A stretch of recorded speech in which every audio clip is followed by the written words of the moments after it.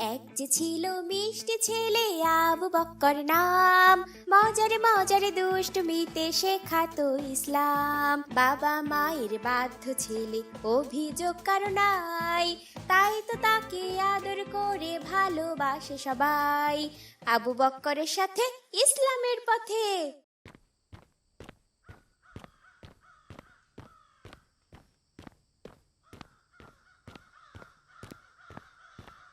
আসসালামু আলাইকুম চাচা, কেমন আছেন? ওয়ালাইকুম আসসালাম। আলহামদুলিল্লাহ আবু বকর, তুমি কেমন আছো বাবা? আলহামদুলিল্লাহ চাচা। আব্দুর রহমান কেমন আছো? আলহামদুলিল্লাহ। এটা আমাদের কুরবানির গরু, দেখেছো কত বড়, সবার থেকে বড় আমাদের গরু। হ্যাঁ, মাশাআল্লাহ, অনেক বড় গরু কিনেছো। ঈদের দিন তোমাদের দাওয়াত থাকলো, বাবা মা বোনকে নিয়ে আমার বাসায় বেড়াতে এসো বাবা। ইনশাল্লাহ চাচা, আপনাদেরও দাওয়াত আমাদের বাড়িতে, আপনারাও আসবেন কিন্তু। ইনশাল্লাহ। আব্দুর রহমান, এসো কিন্তু ভাই। ঠিক আছে আবু বক্কর। আসসালামু আলাইকুম বাবা। ওয়ালাইকুম আসসালাম। বাবা, তুমি নাকি আজ কুরবানির জন্য গরু কিনতে যাচ্ছ হাটে? হ্যাঁ বাবা, কুরবানির ঈদের তো আর মাত্র কয়েকদিন বাকি। তুমি কি আমাকে সাথে নিয়ে যাবে? আমার হাটে যেতে অনেক ইচ্ছা হচ্ছে। আব্দুর রহমান ওর বাবার সাথে গিয়েছিল, ওদের কি সুন্দর একটা গরু কিনেছে বাবা। ঠিক আছে আবু বকর, জোহরের নামাজ আদায় করেই কিন্তু বের হব, তুমি কিন্তু আগেই রেডি থেকো। আচ্ছা বাবা, আমরা কিন্তু অনেক বড় একটা গরু কিনবো, আব্দুর রহমানদের থেকেও বড়, তাহলে ওদেরকে দেখিয়ে দিতে পারবো আমাদের গরু সবার সেরা। আবু বকর, কুরবানি কিন্তু মানুষকে দেখানোর জন্য না বাবা, এরকম নিয়ত থাকলে আমাদের কুরবানি কবুল হবে না। কুরবানি দেওয়া হয় আল্লাহর উদ্দেশ্যে, আল্লাহকে খুশি করার জন্য। নিজেকে বড় করার জন্য যে কুরবানি করা হয়, ওটা কিন্তু আল্লাহ কবুল করবেন না। আমি এটা জানতাম না বাবা। হ্যাঁ বাবা, কাউকে দেখানোর জন্য অথবা কেউ যদি শুধু গোশত খাওয়ার উদ্দেশ্যে কুরবানি করে, তাহলে সেটা কোনোভাবেই কুরবানি হবে না বাবা। আমরা অনেক সময় চিন্তা করি অনেক বড় পশু কুরবানি করব, যেন সবাই বোঝে আমার অনেক টাকা। আবার প্রতিযোগিতা করে অনেক বড় পশু কুরবানি করা হয়, এগুলোতে কুরবানি হবে না। শুধুমাত্র আল্লাহকে খুশি করার জন্য আমাদের কুরবানি করতে হয়।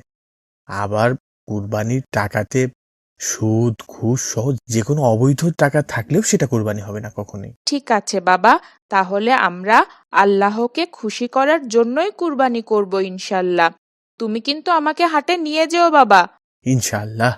তুমি জোহরের নামাজ আদায় করে দুপুরের খাবার খেয়েই রেডি হবে কিন্তু। ইনশাল্লাহ বাবা। বাবা, আমাদের কুরবানির জন্য গরুটা কিন্তু দারুণ হয়েছে। হ্যাঁ বাবা, আলহামদুলিল্লাহ, আমরা সুস্থ সবল পশু কিনতে পেরেছি।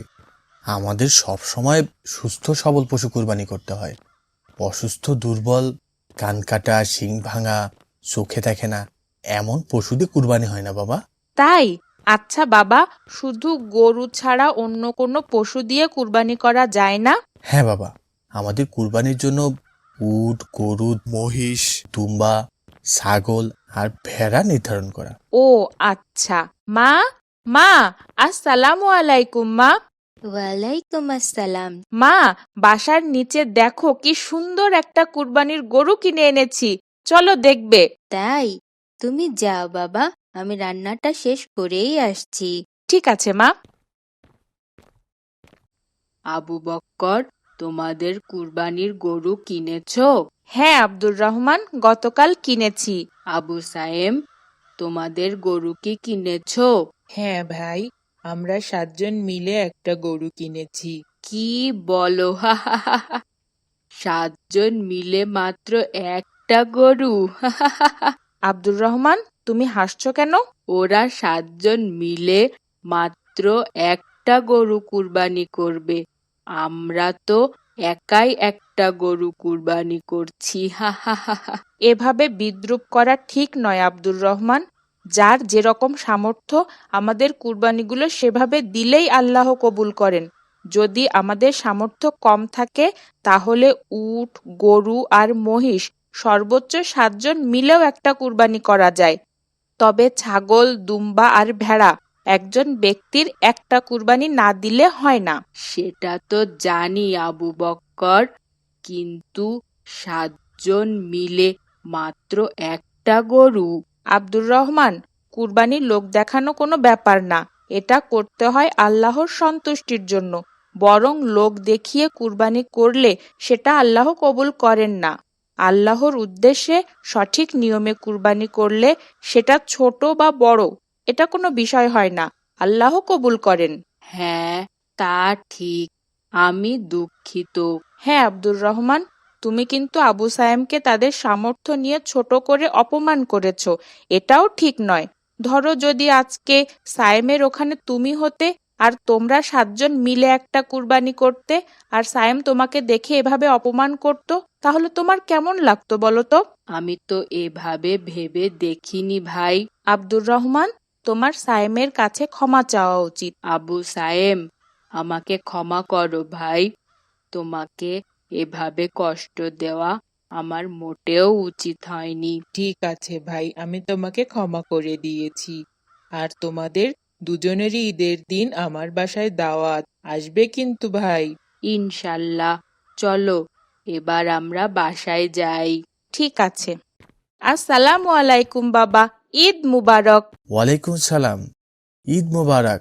বাবা, মা ডাকছে, চলো খেয়ে তারপরে ঈদগাহে নামাজ আদায় করতে যাই। আমি তো এখন খাবো না বাবা, একেবারে ঈদগাহ থেকে এসে খাবো। কেন বাবা? এটা সুন্নাহ বাবা। আমাদের নবী সাল্লাল্লাহু আলাইহি সাল্লাম ঈদুল আজহাতে ঈদের নামাজ আদায় করে এসে খাবার খেতেন, আর ঈদুল ফিতরের দিনে নামাজ আদায় করতে যাওয়ার আগে খাবার খেতেন। বাবা, তাহলে আমিও নামাজ থেকে এসে খাবার খাবো। আমিও প্রিয় নবীর সুন্নাহ আদায় করতে চাই।